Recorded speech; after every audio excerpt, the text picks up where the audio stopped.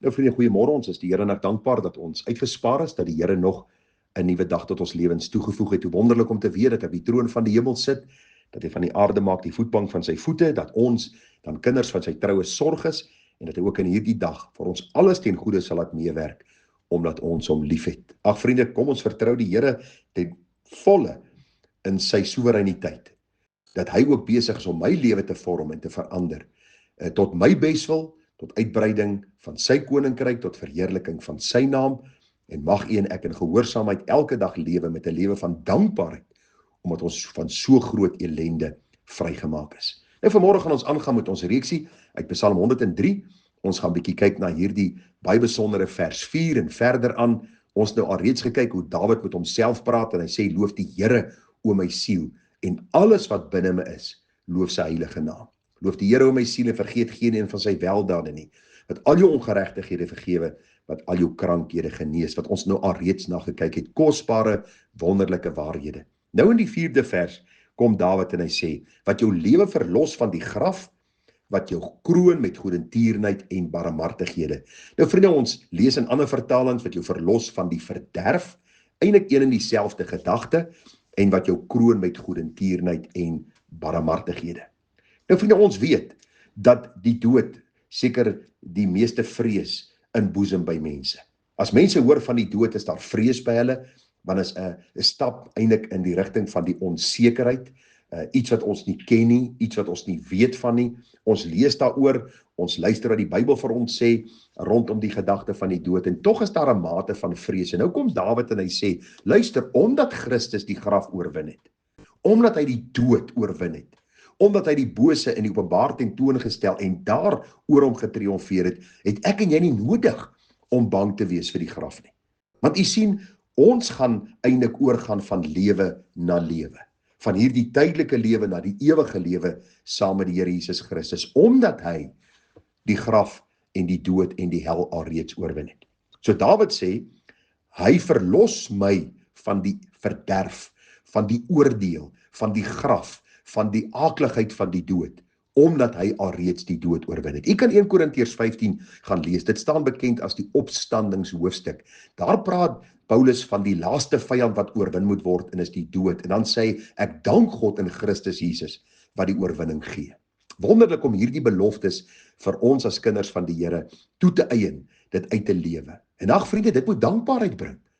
Soos ek deur hierdie verse werk, besef ek, hoe dikwels is ek ondankbaar oor sekere dinge wat in my lewe gebeur en oor my pad kom, in plaas van om my gedagtes te leer en te dissiplineer en te oefen in hierdie waarhede van God se woord, dat hy my siel verlos het, my lewe verlos het, my totale menswees verlos het van die ewige dood, die verderf, die hel en God se oordeel. Maar nou aan die ander kant, wat jou kroon met goedertierenheid en barmhartighede.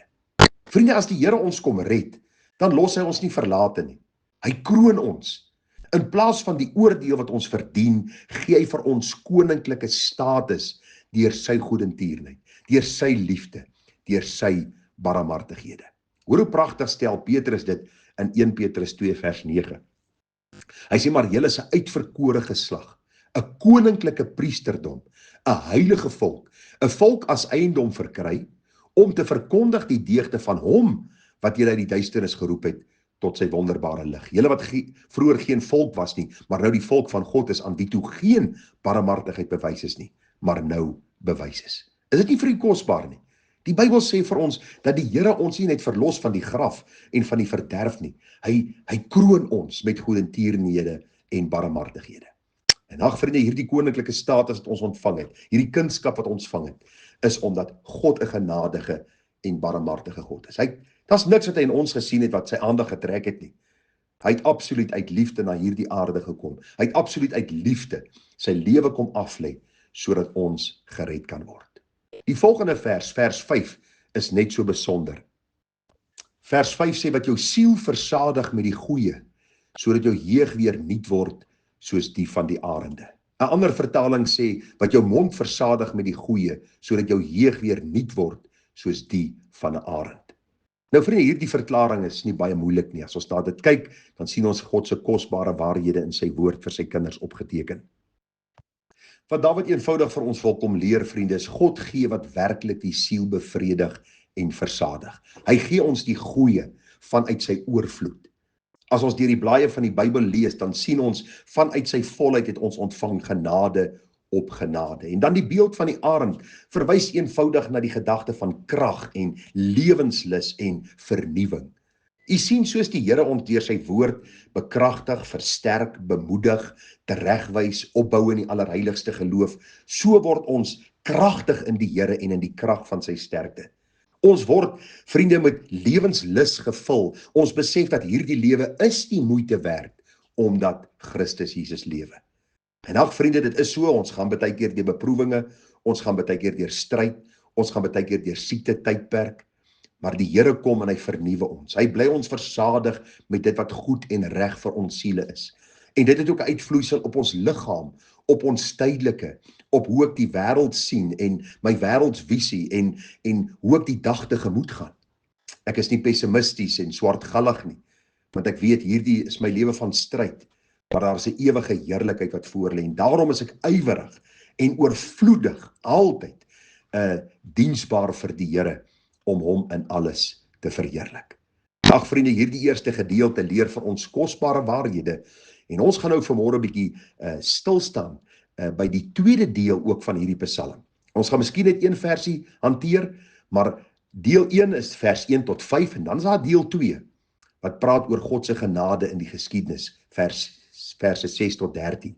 En ons gaan vanmôre ook 'n bietjie daarna kyk. Vers 6 sê: Die Here doen geregtigheid en reg aan almal wat verdruk word. U sien, Dawid kom en hy begin ons bemoedig. Ons sien hierdie absolute dankbaarheid oor die Here se redding, oor die Here wat heilig is, wat op die troon van die hemel sit, wat hom as sy kind dra en versterk en bemoedig en bekragtig. Maar nou sê hy ook, die Here doen geregtigheid en reg aan almal wat verdruk word.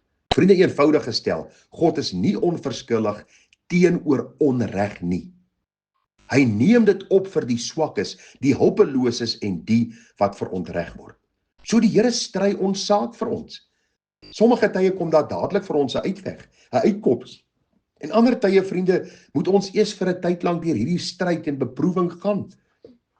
Soms moet ons deur hierdie uitdagende tye gaan in ons lewens om net ons afhanklikheid meer aan die Here te verklaar. Maar op die einde van die dag sit die Here op die troon en die Bybel sê hy doen geregtigheid en reg aan almal wat verdruk word. Dit lyk vir ons of die lyne nie altyd op aarde reggetrek word nie, maar glo my, die Here is besig op hierdie aarde om sy volmaakte plan in vervulling te bring, maar ook eendag in die heerlikheid sal hy voor stop bring elke een wat met ongeregtigheid ander mense se lewens versuur het, hulle lewens verdruk het, hulle laat swaar kry het. Ek wil jou vra dat jy jou weg aan die Here sal oorlaat, dat hy sorg vir jou. Ken hom in al jou weë en hy sal jou paaie gelyk maak. Maar ek vra jou, wees dankbaar in die sin dat die Here jou nie kom red het nie, maar dat hy ook jou saak vir jou stry en dat hy die beste vir jou in gedagte het. En vriende, dat hy self dit in vervulling sal bring wat hy in sy woord vir jou en vir my opgeteken het. Mag u en ek nie in ons swakheid, in ons sondigheid, in ons tyd van stryd en beproewing en uitdagende tye ons oë van die Here af wegdraai nie. Maar dat ons hom sal vertrou en sê, Here, dankie, u doen geregtigheid en reg aan almal wat verdruk word. U is in beheer, Here, ek vertrou u met my hele lewe. Mag die Here vir ons groot genade gee, vriende. Ons sal môre aangaan van vers 7 af. Ons gaan nou 'n bietjie kyk oor hoe Dawid nou 'n bietjie terugkyk in die verlede.